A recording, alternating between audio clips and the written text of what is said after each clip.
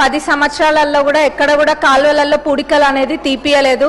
మరి ఈరోజు మన ప్రజాప్రభుత్వం అధికారంలోకి వచ్చింది కాబట్టి ఓఎన్ఎం కింద పెట్టి కాలువలలో పూడికలు తీపియాల్సిందిగా మీ ద్వారా నేను సంబంధిత మంత్రివర్యులను కోరుతున్నా అధ్యక్ష. మేము సొంతంగా కూడా చాలా కాలువలలో పూడిక దిగడం జరిగింది. కానీ ఇంకా కూడా ఆల్మోస్ట్ ప్రతి ఊర్లో కూడా ఈ సమస్య ఉంది. ఒకవేళ నీళ్ళు వచ్చినా కానీ ఇది కాలువలలో పూడిక దిగకపోతే నీళ్ళు అనేది ఆ ప్రెషర్ తోటి వెళ్ళట్లేదు అధ్యక్ష. ఇది అందరికీ కూడా ఉన్న సమస్య కాబట్టి మన ప్రజాప్రభుత్వంలో ఓఎన్ఎం కింద పెట్టి దీన్ని చేపియవలసింది కోరుతున్నా. మరి ఇదే కాదు, నేనేదో మాట్లాడితే దానికి కూడా అంటే మీ ప్రభుత్వాన్ని వీళ్ళ ఎమ్మెల్యేలే అడుగుతుండ్రని అంటున్నారు. మరి అడుగుతాము, 10 సంవత్సరాలు మా ప్రభుత్వము ఉండుంటే అది వేరే ఉండేది. మీ ప్రభుత్వం ఉంది, మీరు చేయలేదు కాబట్టే ప్రజలు మాకు అధికారాన్ని చేపట్టిండ్రు కాబట్టే మరి మేము అడుగుతున్నాం అధ్యక్ష.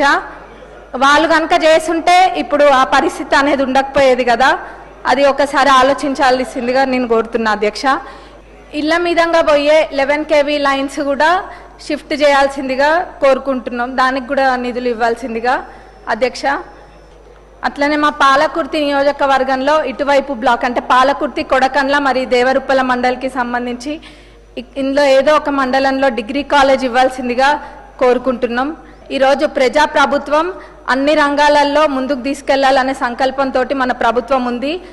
ముఖ్యంగా విద్యా రంగంలో ఎడ్యుకేషన్ సైడ్ కూడా అన్ని ప్రణాళికలు సృష్టించి దానికి తగ్గట్టుగా చేయడం అవుతుంది. ప్రతి చిన్నది కూడా కన్సిడర్ చేసి ఎక్కడ కూడా వదిలిపెట్టకుండా చేస్తున్నాం. ఇన్ని చేసి 40% మెస్ ఛార్జెస్ పెంచి 200% కాస్మెటిక్ ఛార్జెస్ పెంచి ఇవన్నీ చిన్నవి కూడా కన్సిడర్ చేసి చేస్తుంటే ఇంకా కూడా ఎక్కడో లోటు జరిగిందన్న విధంగా చెడు ప్రచారాలు చేయడానికి తప్ప వాళ్ళు దేనికి కూడా ఓర్చుకోలేకపోతుండ్రు. అంటే మంచి జరిగితే చూసి సంతోషించడం కాదు, కళ్ళు కుడుతున్న వాళ్ళకి అరే మేము చేయలేంది వీళ్ళు చేస్తుండ్రు అని చెప్పి ఓర్చుకోలేకపోతుండ్రు.